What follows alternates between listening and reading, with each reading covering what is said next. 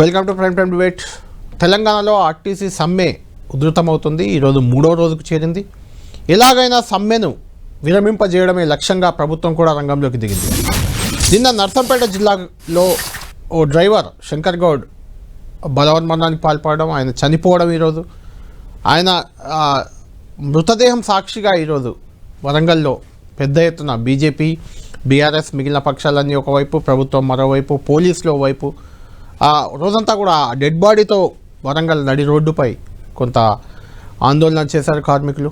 దీంతో ప్రభుత్వం ఖచ్చితంగా చెల్లించినట్లే కనిపిస్తుంది. ఒక చావు అనేది ప్రభుత్వం చెల్లించడానికి కారణమైనట్లు కనిపిస్తుంది. చాలా సీరియస్గా సమ్మెకి ఎలాగైనా ముగింపు పలికే లక్ష్యంతో ఉదయం అధికారుల కమిటీ భేటీ అయింది. ఇప్పుడు ప్రస్తుతం సచివాలయంలో ఆర్టీసీ జేఏసీ నేతలతో మంత్రుల కమిటీ భేటీ అయింది. డిప్యూటీ సీఎం బట్టి విక్రమార్క, శ్రీధర్ బాబు, చాలా సీనియర్ మంత్రులు, సీనియర్ నేతలు కూడా కాంగ్రెస్ పార్టీకి ఎలాగైనా ఈ సమ్మెకు ముగింపు తెచ్చే లక్ష్యంతో మిగిలిన మంత్రులు వివేక్, లక్ష్మణ్ కుమార్, పొన్నం ప్రభాకర్లతో కలిసి చర్చలు జరుపుతున్నారు. ఈ సమ్మెని ఈ రాత్రికి ఎలాగైనా ముగింపే లక్ష్యమే వాళ్ళలో ఉన్నట్లు కనిపిస్తుంది. మనకు ఆర్టీసీ కార్మికులు కూడా, కొంతమంది కార్మిక జేఏసీ నేతలు కూడా అన్ని డిమాండ్లు, దాదాపు 32 డిమాండ్లలో 29కి సానుకూలంగా ప్రభుత్వం గతంలోనే నిర్ణయం తీసుకుంది. కీలకంగా మారిన 3 డిమాండ్లు ఏవైతే ఉన్నాయో, ఆర్టీసీని ప్రభుత్వంలో విలీనం చేయడం, ప్రభుత్వ సంఘాలను ఆర్టీసీలో కార్మిక సంఘాలకి గుర్తింపు ఇవ్వడం, దాంతోపాటు ఈ బస్సెస్ ఏవైతే పెడుతున్నారో వాటిని కూడా ఆర్టీసీకి అప్పగించి ముందుకెళ్లే దిశగా చర్యలు తీసుకోవడం, ఈ ప్రధానంగా ఈ 3 డిమాండ్లపై కొంత సానుకూలత లేకుండా ఉంది ఇప్పటివరకు ప్రభుత్వం నుంచి. ఈరోజు వాటికి కూడా సానుకూలత వచ్చినట్లు తెలుస్తుంది మనకు. ఓవరాల్గా ఏ రకంగా అయినా ఈరోజు రాత్రి ఆర్టీసీ సమ్మెకు ముగింపు పలకాలనేది లక్ష్యంగా బట్టి విక్రమార్క, శ్రీధర్ బాబు ఆ కమిటీ చర్చలు జరుపుతుంది. దాదాపు సమ్మె విరమించే అవకాశాలు చాలా స్పష్టంగా ఈరోజైతే ప్రస్తుతానికైతే కనిపిస్తున్నాయి. ఈరోజు వరంగల్లో హైడ్రామా, అదేవిధంగా శంకర్ గౌడ్ ఒక కార్మికుడు ఒక డ్రైవర్, ఆర్టీసీ డ్రైవర్ చనిపోవడం అనేది ఖచ్చితంగా ఆర్టీసీ కార్మిక సంఘాల్లో కానీ కామన్ జనంలో కానీ కొంత బాధాకరమైన పరిస్థితి అది. దాంతో ప్రభుత్వం ఎలాగైనా ఈ సమ్మెకు ముగింపు పలకాలని, అక్కడక్కడ కూడా ఆత్మహత్య యత్నాలు, బలవన్మరణ యత్నాలు అక్కడక్కడ జరుగుతున్నట్లు కూడా సమాచారం ఉంది. దీంతో ప్రభుత్వం దీనికి ముగింపు పలికే దిశగా ముందుకు పోతుంది. ఈరోజు వరంగల్లో కేంద్ర మంత్రి బండి సంజయ్ రోడ్డు ఎక్కారు. దాంతో అక్కడ చూస్తున్నాం డెడ్ బాడీతో రోడ్డు పైన పోలీసులు తరలిస్తున్నారు. దాన్ని ఆర్టీసీ డిపోకు తీసుకెళ్లాలనేది శంకర్ గౌడ్ కుటుంబ సభ్యులు, బండి సంజయ్ లక్ష్యంగా కనిపించింది. దాన్ని అడ్డుకొని ఇంటికి పంపించే లక్ష్యంతో పోలీసులు ముందుకెళ్లారు. చివరికి పోలీసులే అక్కడ విజయం సాధించినట్లు కనిపిస్తుంది, ఇంటికే పంపించారు. దానిపై బండి సంజయ్ చాలా తీవ్రంగా మండిపడ్డారు. వాళ్ళ కుటుంబ సభ్యులను బెదిరించారు, కొట్టారు అంటూ కూడా బండి సంజయ్ ఆరోపణలు చేశారు. తిరిగి వెళ్ళిపోయారు, ఆయన కరీంనగర్ వెళ్ళిపోయారు. ఆయన ఏమన్నారు ఒకసారి వరంగల్లో ఈరోజు జరిగింది ఏందో ఒకసారి చూద్దాం. ముందు ఇప్పుడు లాస్ట్కు వాళ్ళ కొడుకును కూడా కొట్టి వాళ్ళ కొడుకును కూడా అరెస్ట్ చేయడం ఇంత మూర్ఖత్వం ఉంటుందా? ఇంత అరాచకమా? ఇంతనా? ఆర్టీసీ కార్మికులు ఆలోచించుకోవాలి. మీరు ఐక్యతగా ఉండండి. ఆత్మహత్యలు చేసుకుంటే గిది అయిపోయింది. ఆత్మహత్యలు చేసుకోవద్దు. ఇలా కుటుంబం చూడండి, వాళ్ళ కుటుంబాన్ని ఎవరు చదువుకోవాలి? ఈ ప్రభుత్వం చదువుకుంటుంది ఏంటి? 10 మంది రేపు వస్తారు, మళ్ళీ 6 రోజుల తర్వాత అంతా మర్చిపో. ఆత్మహత్యలు చేసుకోవద్దు. ఇలా ఆయనకి సొంత ఇల్లు లేదు, పాపం సొంత ఇల్లు లేదు. బిచ్చం 15 లక్షలు ఇస్తారు. 10 లక్షల ఆటోలకు, పాటలకు వాళ్ళు వీళ్ళకు వట్టిగా రోడ్డు మీద హోటల్ పిలుస్తారు, పేపర్ల కోసం, టీవీల కోసం, పబ్లిసిటీ కోసం కోట్లు పడిస్తారు. సరే, ఇలా ఎక్కడన్నా ఇస్తే ప్రోత్సహించడం కాబట్టి నేను అంటున్నాను ముఖ్యమంత్రి గారిని, మీరు తర్వాత రహస్యంగానే రండి, మీ అధికారులను పంపండి, వాళ్ళ కుటుంబాలను ఆదుకునే ప్రయత్నం చేయండి. ఇప్పుడు ఆత్మహత్య చేసుకుంటే ఉన్న సమయం అంతా కూడా ప్రభుత్వం డైవర్ట్ చేసే ప్రయత్నం చేస్తున్నారు. ఆత్మహత్య శరణ్యం కాదు, మంచి పద్ధతి కాదు. కుటుంబాలు బదలపడుతున్నాయి, కుటుంబాలు వాళ్ళు ఆదుకోరు. కాబట్టి కొట్టాడదాం. రైట్. వరంగల్లో నర్సంపేటలో ఒక ఆర్టీసీ డ్రైవర్ శంకర్ గౌడ్ చనిపోయడం అక్కడ చోటు చేసుకుంటున్న పరిణామాలు మనం చూసాం. దీనిపైన చర్చించేందుకు మనతో పాటు ప్రభుత్వం తరఫున ప్రభుత్వ విప్ అద్దంకి దయాకర్ గారు, ఎమ్మెల్సీ కూడా మనకు లైవ్లో అందుబాటులో ఉన్నారు.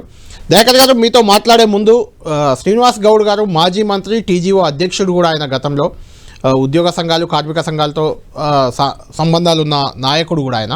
ఒకసారి శ్రీనివాస్ గౌడ్తో మాట్లాడి మీ దగ్గరికి వస్తాను. శ్రీనివాస్ గౌడ్ గారు, మీరు కూడా వెళ్ళినట్టున్నారు వరంగల్. ఈ ఆర్టీసీ సమ్మె అంటే ప్రధానంగా ఈ సమ్మెలో ఒక కార్మికుడు చనిపోయాడు అనగానే, గతంలో బీఆర్ఎస్ హయాంలో జరిగినప్పుడు సమ్మె జరగలేదా, అప్పుడు చాలామంది చనిపోలేదా అనే ఒక విమర్శ మీ పైన వస్తుంది. అప్పుడు జరిగినా, ఇప్పుడు జరిగినా, ఎప్పుడు జరిగినా ఒక వ్యక్తి మరణం అనేది చాలా బాధాకరం. దాన్ని మనం వెనక్కి ఇవ్వలేము, తేలేము. కాబట్టి అలాంటి పరిస్థితి ఖచ్చితంగా రావద్దు. ఏం చెప్తారు ఈ సమ్మెపై? ఏం చెప్తారు? ఆ కార్మికుడి మృతిని బీఆర్ఎస్ ఎలా చూస్తుంది? ఒకటి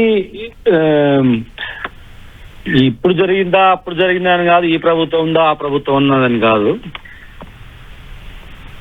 జరిగిన ఇష్యూ గురించి మనం ఎవరైనా ఏ పార్టీలో ఉన్న ఎవరైనా కానీ అది జరగదనేటువంటి అంశం. అది చనిపోవడం చాలా బాధాకరం.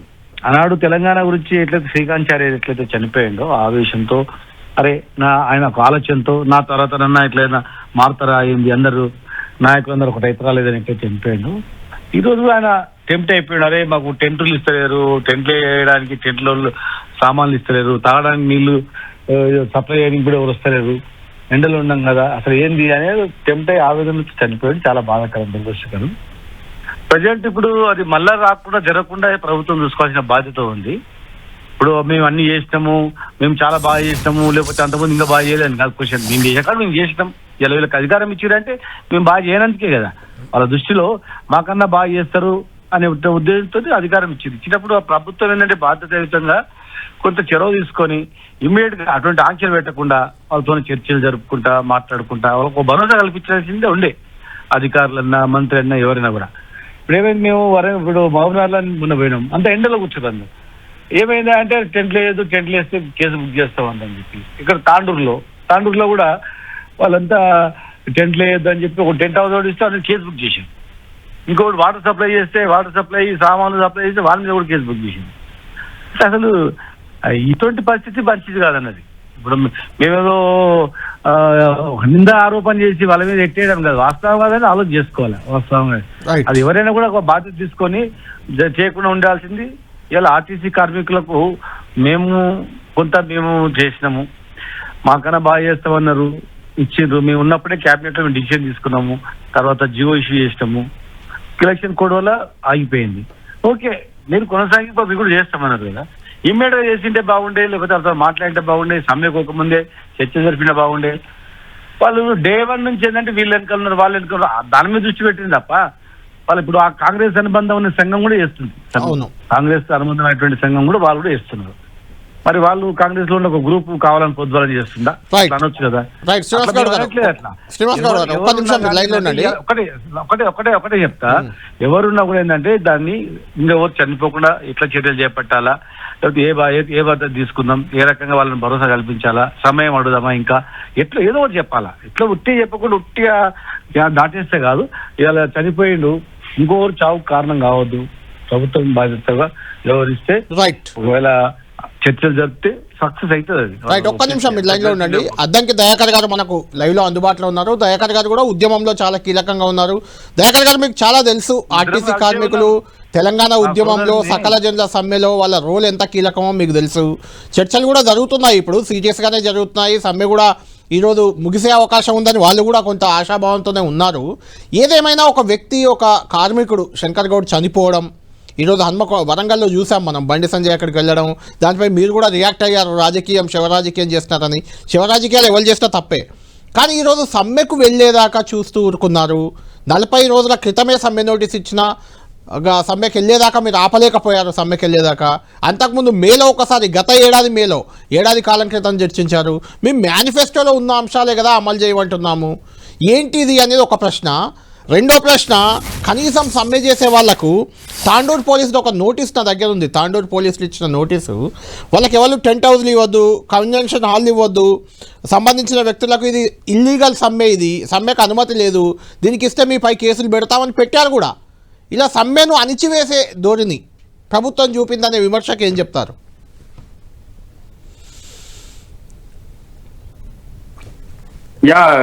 ఒకటి, కళ్యాణ్ గారు, శ్రీనివాస్ గౌడ్ గారు కూడా ఉద్యమంలో వీళ్ళందరితో కలిసి పనిచేసిన నేతనే. ఇప్పుడు 2.5 సంవత్సరాల తర్వాత ఆర్టీసీ కార్మికుల సమ్మె అనేది ఈరోజు 3వ రోజు. అవును, ఈ ఆత్మహత్యలు, అసహనము ఎప్పుడు వస్తుంది? సకల జనుల సమ్మెలో మీకు తెలుసు కదా, దాదాపు 52 రోజుల వరకు వచ్చింది అది సమ్మె. 52 కాదు, 42 రోజుల పైచిలకు వారికి బాగా తెలుసు. తర్వాత మొన్న కూడా 52 రోజుల పైచిలకు టిఆర్ఎస్ హయాంలో కూడా 52 రోజుల పై వరకు. కానీ 2వ రోజుకి ఇవాళ పెట్రోల్ పోసుకొని నిప్పంటించే స్థితికి వచ్చిందంటే దీని వెనుక ఉన్నది ఎవరు? 32 వాళ్ళు డిమాండ్లు కొడితే 29 డిమాండ్లు ఫుల్ఫిల్ చేయడానికి ప్రభుత్వం సిద్ధంగా ఉంటే విలీనం, పిఆర్సి, తర్వాత సంఘాల పునరుద్ధరణ, ఈ 3 డిస్కసివ్ ఇష్యూస్. ఇప్పుడు 29 అంశాలకు సంబంధించి ఆర్థిక అంశాలు ఉన్నాయి, తర్వాత మిగతా వెసులుబాటు కలిగించే ఉన్నాయి. అంటే రెండవ రోజుకే కిరోసిన్ పెట్రోల్ పోసుకొని తమకు తాము చచ్చుకునే కాడికి వచ్చిందంటే దీని వెనుక ఎవడు? ఇప్పుడు దాన్ని వెతకాలి. దీని వెనుక కొన్ని సంఘాలు, కొన్ని పార్టీలు కూడా ఉన్నాయి. అంటే ఉద్యమం వాళ్ళు చేసిన రోజు ఎట్లా ఉంది, వాళ్ళు స్వీయంగా అర్ధరాత్రి మొట్టమొదటి ఆగిందే ఆర్టీసీ కదా తెలంగాణ సకల జనుల సమ్మెలో. అంత పెద్ద చైతన్యంతో ఉన్నది. ఇప్పుడు ఆర్టీసీ కార్మికులే ఆత్మహత్య చేసుకునే కాడికి వచ్చింది అని అంటే డెఫినెట్ గా దీని వెనుక ఉన్నాయి. వాటిని కూడా ముఖ్యమంత్రి గారికి చెప్పి అసలు దీని వెనుక ఉన్నది ఎవరు, ప్రోత్సహించింది ఎవరు అనేది కూడా చూడాల్సిన అవసరం ఉంది. ఇప్పుడు దీనిలో వీళ్ళు ప్రధానమైన చెప్పాలన్నా, నిన్న వాళ్ళు రాజిరెడ్డి వాళ్ళంతా కూడా వచ్చిండు, అశ్వత్థాం కూడా నాతో మాట్లాడిండు. అసలు ఏంది యూనియన్ పునఃస్థాపన చేయాలి, అది యూనియన్ క్లోజ్ చేసింది బీఆర్ఎస్ యూనియన్స్. తర్వాత విలీనంలో యూనియన్స్ భాగస్వామ్యం పెట్టాలి అన్నారు.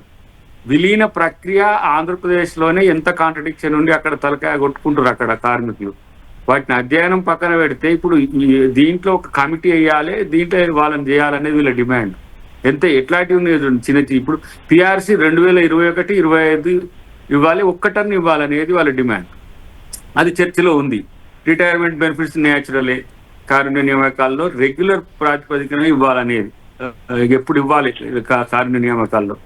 విద్యుత్ బస్సులు టీఎస్ఆర్టీసీకి సబ్సిడీ ఇస్తే కేంద్ర ప్రభుత్వం ద్వారా కొంటమనే హామీ కూడా మేము ఇచ్చినాం ప్రభుత్వమే. కేంద్ర ప్రభుత్వం ఇప్పుడు ఒక కండిషన్. దయాకర్ గారు ఇక్కడ ఒక పాయింట్ ఏంటంటే, సరే మీరు వాళ్ళు చనిపోవడానికి ఆత్మహత్య దిశగా వెళ్ళడానికి వేరే పార్టీలు వాళ్ళు ఎన్నుకున్నాయని మీరు చెప్తున్నారు ఒక పాయింట్. దయాకర్ గారు రెండో పాయింట్, సమ్మెపై ఉక్కుపాదం మోపడం కూడా కారణం అనే విమర్శ మీరు ఎదుర్కొంటున్నారు. ఒకటి అన్నిటికంటే మెయిన్ గా నా దగ్గర మీరు ఇచ్చిన మేనిఫెస్టో అంశాలు ఉన్నాయి. మేనిఫెస్టో ఒక్కసారి మీకు వినిపిస్తాను. ఆర్టీసీ కార్మికులను ప్రభుత్వంలో విలీన ప్రక్రియ పూర్తి చేస్తాం, 2 పిఆర్సీ బకాయిలు వెంటనే చెల్లిస్తాం, వచ్చే పిఆర్సీ పరిధిలోకి అంటే మీరు అధికారంలోకి వచ్చిన వెంటనే ఎప్పుడు పిఆర్సీ అవుతా అప్పుడు అందులోకి టీజీఆర్టీసీ కార్మికులను తెస్తాం, రాష్ట్ర ప్రభుత్వ ఉద్యోగులతో సమానంగా అన్ని వసతులు కల్పిస్తాం, ఆర్టీసీ బస్సులను ఆధునీకరించి విస్తరిస్తాం, అధునాతనమైన సౌకర్యాలతో కొత్త సర్వీసులు ప్రారంభిస్తాం, ఆర్టీసీ యూనియన్ పునరుద్ధరణకు వెంటనే అనుమతిస్తాం. ఇది మీ మేనిఫెస్టోలో ఉన్న 14వ అంశం నా దగ్గర ఉంది. 14వ అంశంలో ఉన్న మీరు పేర్కొన్న అంశాలు అసలు మా డిమాండ్లే లేవు అని కార్మికులు చెప్తున్నారు. కేవలం మీ మేనిఫెస్టో అమలు చేయాలి అనేదే వాళ్ళ డిమాండ్ అంటున్నారు. మీకు 29 డిమాండ్లతో కూడిన లిస్ట్ మీ కాడ ఉందా? అదే అవన్నీ కూడా మీ మేనిఫెస్టోలో భాగంగానే ఉన్నాయంటున్నాను. 32 ఉన్నాయి నా దగ్గర, 32 డిమాండ్ల లిస్ట్ ఉంది. అందుకనే కొందరు తొందరపడకండి. ఇన్నరా, అవి మేనిఫెస్టోల అంశాలు వేరే. మీరు దాన్ని చర్చను తప్పుదో పట్టించకండి. మేనిఫెస్టో అంశాలు కూడా వాళ్ళు అడుగుతున్నారు కదా. మేనిఫెస్టో అంశాల్లో విలీనం అనేది ఆంధ్రప్రదేశ్ లోనే సమస్య అయింది. మరి కేసీఆర్ కూడా విలీనం అన్నాడు, 9 సంవత్సరాలు దాటింది, ఎందుకు చేయలేదు అనేది ఎప్పుడైనా ఎవడన్నా అడిగిండా? లేకపోతే ఆ రోజు కార్మికులు 36 మంది చచ్చిపోయిండ్రు, 36 మంది చనిపోతే లేదు ఇలా బండి సంజయ్ వచ్చి పోలోమని ఇలా బజార్ల వాడి కేంద్ర మంత్రి పనికిరాని బజార్ మనిషి మాట్లాడినట్టు మాట్లాడుతుంటే రెచ్చగొట్టడం, ఆర్టీసీ డిపో కాడికి తీసుకుపోవడం ఏం పిచ్చా ఏమన్నా తలకాయ నొప్పి ఏమన్నా? అవును, అలా అధ్యక్షుడు లేడు, ఏం లేడు, పోయి ఆడ కూర్చొని మళ్ళీ రెచ్చగొట్టి కార్మికులు చచ్చేదానికి చేసి ఏం మీరు పీకుడు ఏమైనా చేస్తున్నాడా? కేంద్ర ప్రభుత్వం ఇచ్చే గ్రాంట్స్ ఏమి ఇస్తున్నది రోడ్ ట్రాన్స్పోర్ట్ కు? ఊకే వీళ్ళకి కథలైనవి మొత్తం వీటికి వచ్చి రాజకీయాలు చేసుకోవడానికి. రెచ్చగొట్టే చేసి మక్కలిగి లోపల పడేయాలి.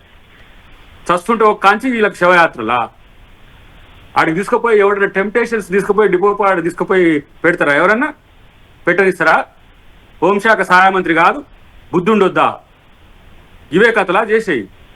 ఒకవైపు ఏమో చర్చలు జరుగుతుంటాయి, చర్చలలో సానుకూలంగా వస్తుంటాయి, వీళ్ళేమో రెచ్చగొడుతుంటారు.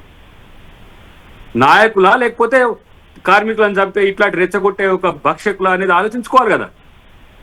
ఇక్కడ ఎలాంటి డిమాండ్ ఉండే, ఇంత చిన్న డిమాండ్ ప్రభుత్వం పరిష్కరించలేదని చెప్పి ప్రచారం చేయడానికి చేస్తున్నారా మీరు? టీఆర్ఎస్ పోలీసులు పెట్టిండ్రు, బీజేపీలో వదిలిపెట్టిండ్రు.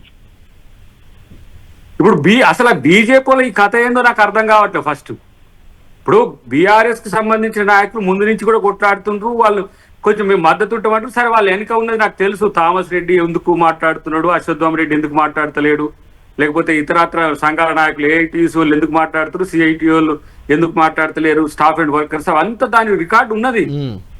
కానీ 3 రోజులకే ఇంత పెద్ద ఏంది మీకు అర్థం కావట్లేదు. 30 రోజులు చేసిన రోజు లేదు, 52 రోజులు చేసిన లేదు, మాతో మాట్లాడతలేరు సంఘాల నాయకులు మాకు తెలియని వల్ల. దీంట్లోనే పోలోమని ఇప్పుడు నేను మిర్యాలగూడలో ఒక సంఘటన జరిగింది, మళ్ళీ భద్రాచలంలో ఒకటి జరిగింది. అవును, ఉద్యమ కార్యాచరణ ఎప్పుడు కూడా హక్కుల పరిరక్షణ కొరకు, హక్కుల సాధన కొరకు ఉండాలి. కానీ ప్రొవోక్ చేసి రెచ్చగొట్టి, నేను అంటున్నా ఒక మాట, ఇప్పుడు పెట్రోల్ పోసుకున్నానికి అగ్గిపుల్ల అంటించుకోవాలంటే కూడా పెట్రోల్ పోసుకుంటే పెట్రోల్, కిరోసిన్ పోసుకుంటే కిరోసిన్, అగ్గి పెట్టే అది తడి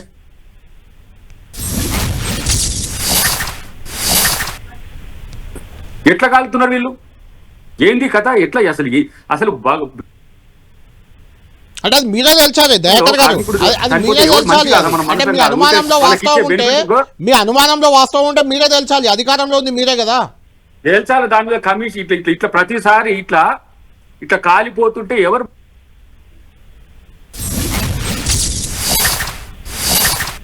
రైట్? దయాకర్ గారు మళ్ళీ వస్తాను మీ దగ్గరికి. ప్రభుత్వ హత్యనా ఇదేం కథ నాకు అర్థం కావట్లేదు. కార్మికులను మనం ఏమైనా ఉంటే, మొన్న నేను ఆర్టిజన్ సమస్య ఉంటే నేను ఢిల్లీ నుంచి హుటాహుటిన వచ్చి బట్టి గారితో మాట్లాడి వాళ్ళని టెర్మినేట్ చేయడానికి ప్రతిపాదనలు తయారైనాయి.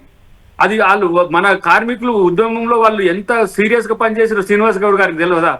మాకు తెలియదా? మేము ఉద్యమంలో ఉన్న వాళ్ళం కదా కాంగ్రెస్ పార్టీలో. ఇప్పుడు అడుగుదాం దయాకర్ గారు, ఒక్క నిమిషం. ప్రకాష్ రెడ్డి గారు కూడా చేయండి, అడుగుదాం. ప్రకాష్ రెడ్డి గారు, ఏంది రెచ్చగొట్టే విధానం ఏంటి? సరే బీఆర్ఎస్ అంటే మొదటి నుంచి ఏదో వాళ్ళ వెనుకుంది, కానీ మీరెందుకు బీజేపీని హడావుడిగా ఎంటర్ అయ్యి బండి సంజయ్ అక్కడికి వెళ్ళి రెచ్చగొట్టారు, శివరాజకీయాలు చేస్తున్నారని దయాకర్ గారు మధ్యాహ్నమే రియాక్ట్ అయ్యారు. ఇప్పుడు కూడా చాలా సీరియస్ అలిగేషన్లు మీ మీద. దీని వెనుక ఎవరో ఉన్నారు, ఈ బలవన్మనం వెనుక పార్టీలో లేకుండా మీ ఎవరో ఉన్నారనేది ఆయన అలిగేషన్. ముందు మిత్రులకు నమస్కారం, మీకు నమస్కారం కళ్యాణ్ గారు. నేను దయాకర్ గారు మాట్లాడింది విన్నా. నేను సూటి ప్రశ్న అడుగుతున్నా కాంగ్రెస్ పార్టీని. ఇంతకుముందు మీరు మేనిఫెస్టో చదివారు కదా, మేనిఫెస్టో మీరు చదివారు కదా, ఇప్పుడు కాంగ్రెస్ మేనిఫెస్టో. మీరు ఆ మేనిఫెస్టోని చూసే ప్రజలు ఓటేశారు, మీకు ఆ ప్రజలకు ద్రోహం చేసినారు. మీకు ఓటు వేయకపోతుంది వాడు, ఎందుకు వేస్తారు మీకు ఓటు? మీ మేనిఫెస్టోని చూసి ఓటు వేసినాక అక్కడ ఎట్లయితుంది, ఇక్కడ ఎట్లయితుంది మేనిఫెస్టో రాసే ముందు మేనిఫెస్టోలో వేసిన ఓట్లకు మీరు చేసిండ్రా ప్రకాష్ రెడ్డి గారు?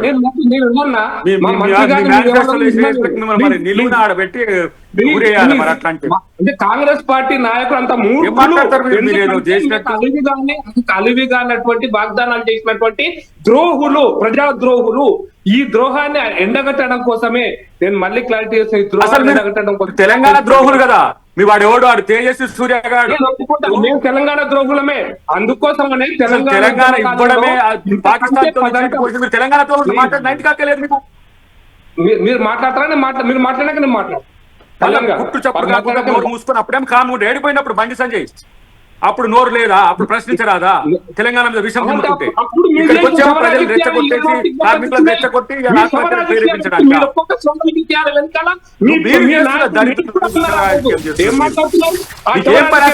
తెలంగాణ గురించి మాట్లాడే నైతిక ఎక్కడ మీకు? మోడీ చంపి తల్లిని చంపి పిల్లలు బతికిచ్చినట్టు వాడేమో పనికిరాని చెప్పగాడేమో వాడు ఎంపీ నట వాడు అట్లా అంటాడు. మీకేమో సోయి ఉండదు. ఇప్పుడు వచ్చేమో రాజకీయాలు చేస్తారు. నేను వాడు కొడుకును పదవడల్లా బాగుందా మీకు? కాంగ్రెస్ వాళ్ళు తెలంగాణ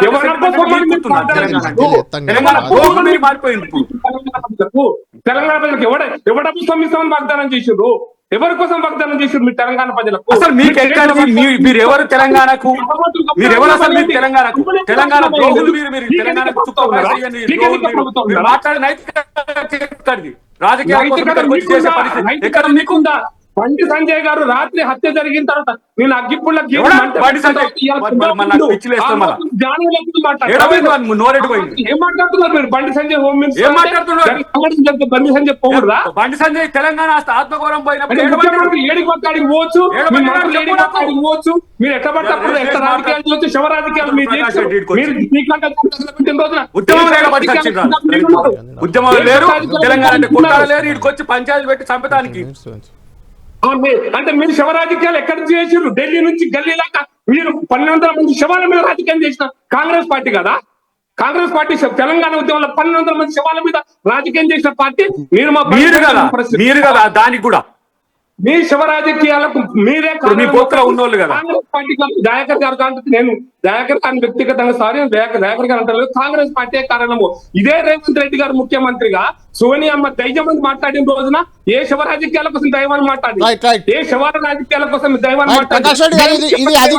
ఆర్టీసీ కార్మికుల ఇష్యూ, కార్మికుల సమస్యల పరిష్కారం కావాలి, కార్మికుల సమ్మె విరమణ జరగాలి, ఇది మనకు కావాలి. ఇక్కడ రాజకీయాలు కాదు పాయింట్.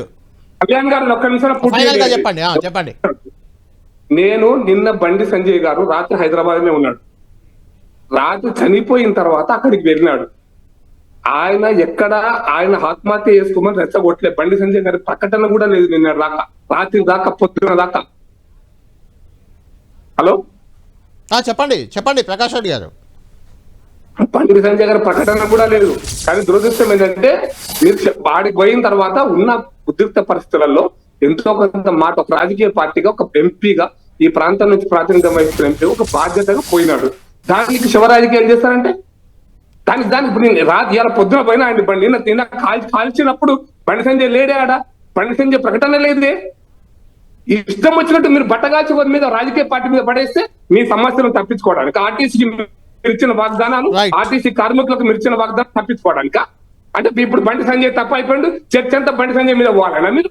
నేను మళ్ళీ చెప్తున్నా, సూటిగా చెప్తున్నా, ఈ రోజున మీరు ఆర్టీసీ కార్మికులకు మీరు ఎన్నికల సందర్భంగా ఇచ్చినటువంటి వాగ్దానాలు, తెలంగాణ రాష్ట్రంలో 60,000 కుటుంబాలు, పరోక్షంగా 2 లక్షల కుటుంబాలు ఆర్టీసీ మీద ఆధారపడి ఉన్నాయి. ఆ ఓట్లతోనే మీరు అధికారంలోకి వచ్చినారు. వచ్చినాక మీరు వాగ్దానం నిలబెట్టుకోవాల్సిన బాధ్యత మీది. మీరు నిలబెట్టుకోలేకపోతే అసమర్థ ప్రభుత్వంగా రాజీనామా ఇంటికి పొండి. మేము నలపలేము, మేము ఉద్యోగులకు జీతాలు ఇవ్వలేము, రిటైర్ అయిన ఉద్యోగులకు జీతాలు ఇవ్వలేము, ఆర్టీసీ ఎంప్లాయీస్ కు డిఏ ఇవ్వలేము, ఆర్టీసీ ఎంప్లాయీస్ కు పిఎఫ్ ఇవ్వలేము అని చెప్పగలిగితే మీరు రాజీనామా చేసి ఇంటికి పోండి. అంతే తప్ప శివరాజకీయాలను మీరు ప్రోత్సహించొద్దని మాత్రం చెప్పదలుచుకున్నారు. ఆర్టీసీ కార్మికుల సమస్యల పరిష్కారానికి చర్చలు అయితే జరుగుతున్నాయి, సానుకూలంగా కూడా అవుతున్నట్టు తెలుస్తుంది. అన్ని హామీలు నెరవేరుస్తారా? సమస్య పరిష్కారం అవుతుందా? మీ నమ్మకం ఏంటి? డెఫినెట్ గా ఇప్పుడు నేనేమంటున్నా అంటే పార్టీల నాయకులు చేసే తప్పుల వల్ల పార్టీలో ఉన్న వాళ్ళకు తలవంపులు రావద్దు, సంఘాల్లో ఉన్న వాళ్ళు కొంతమంది చేసే తప్పుల వల్ల సంఘానికి నష్టం రావద్దు. ఇలా నేనేమంటున్నా అంటే ఇది అందరం కలిసి కూర్చొని పరిష్కరించాల్సిన సమస్య. ఇది ఇలా అధికారంలో బీజేపీ ఉంది, మేమున్నాము, విపక్షంలో బీఆర్ఎస్ ఉండొచ్చు కాక. బాధ్యతతో ఉండకపోతే సమస్య ఏమైతుంది? కార్మికులు చచ్చిపోతే మనం ఇప్పుడు చెప్పుకొని ఒకరి మీద ఒకరు అనుకోవచ్చు కళ్యాణ్ గారు, ప్రాణాలు రావు కదా. పైసలు ఏంది సార్, ₹1 అంటే ఇద్దాము, 2 కోట్లు అంటే ఇద్దాము, డిమాండ్ చేయండి, ప్రాణాలు రావు కదా. ఇది కదా అసలు ఆవేశానికి కారణం ఏంది మీకు అర్థం చేసుకోండి. బగ మంటల తనను కాల్చుకోవాల్సిన స్థితి ఒక కార్మికునికి వచ్చిందంటే 2వ రోజుకే ఇలా నేను అంటున్నా, ఎన్ని రోజుల నుంచి వాళ్ళు ఈ అంశాల మీద చర్చలు 41 రోజుల కింద ఇచ్చిండ్రు వాళ్ళు. దాంట్లో 29 అంశాల మీద మనం ఒప్పుకుంటే విలీనం అనే దాని విషయంలో డెఫినెట్ గా ఒక అడుగు ముందుకేయాల్సిన అవసరం ఉంది. మా ఎలక్షన్ వాగ్దానమే, లేకపోతే మమ్మల్ని నిలదీస్తారు, అవసరమైతే మమ్మల్ని ప్రజాక్షేత్రం నిలబెడతారు, అది ఎవడు కాదంటాడు. కానీ విలీనం మీద కొన్ని అడ్డంకులు ఉన్నాయి, కొన్ని రకాల అనుమానాలు కూడా ఆంధ్రప్రదేశ్ లో మీరు ఒకసారి పరిశీలి చేయండి, దాని విషయం నడుస్తుంది. గుర్తింపు పొందిన సంస్థల్ని రద్దు చేయడం వల్ల వచ్చిన సమస్య కూడా కొంత ఉంది. అధికారులకు సంబంధించిన అంశంలో వీళ్ళని కొంత వేధింపులు చేస్తుంటారు కూడా నిన్న వచ్చినప్పుడు వాళ్ళు చెప్పిండ్రు. సంఘాలు ఉంటే వాళ్ళకు కొంచెం భయపడతారు. సమ్మె విరమణ జరిగే అవకాశం ఉందా ఈ రోజు? ఈ రోజు రేపటి వరకు అయిపోతుంది. కానీ నేనేమంటున్నా, కొంతమంది అంటే సూచన ప్రాయంగా చెప్తా సార్ కళ్యాణ్ గారు. చెప్పండి, ఫైనల్ గా కంక్లూడ్ చేయండి ప్రకాష్ రెడ్డి గారు. చెప్పండి దయాకర్ గారు, మీ సీనియర్ నాయకులు నేను ఒకటే చెప్తున్నా, తెలంగాణ రాష్ట్ర ప్రభుత్వం నుంచి ఆర్టీసీకి ఇవ్వాల్సినటువంటి నిధులు కూడా ముందు ఇవ్వండి. ఆర్టీసీకి ఇవ్వాల్సినవి ఒకటి. నేను అందుట్లో మీరు పెట్టిన దాంట్లో ఒక అంశం కూడా మా కేంద్ర ప్రభుత్వానికి సంబంధించిన 300 నుంచి 500 కోర్స్ ఉంటాయి, అవి చెయ్యొచ్చు. 300 to 500 కోర్స్ వాళ్ళ డిమాండ్లు, ఎకనామిక్ డిమాండ్లు కూడా. ఇంకోటి ఎలక్ట్రానిక్ బస్సు డిమాండ్ కూడా ఒకటి ఉంది. నేను అనుకోతే చెప్తాను, నేను ఆర్టీసీ ఇది ఇట్లా ఉండాలి అట్లా ఉండాలి అని చెప్పట్లే.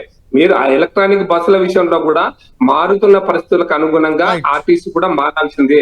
నేను మళ్ళీ చెప్తాను, దయాకర్ అన్న మీరు నేను చాలా సార్లు డిబేట్లలో చాలా మంచి డిబేట్ జరుగుతున్నప్పుడు ఒక పాయింట్ చెప్పినారు. మీరు కూడా చెప్పారు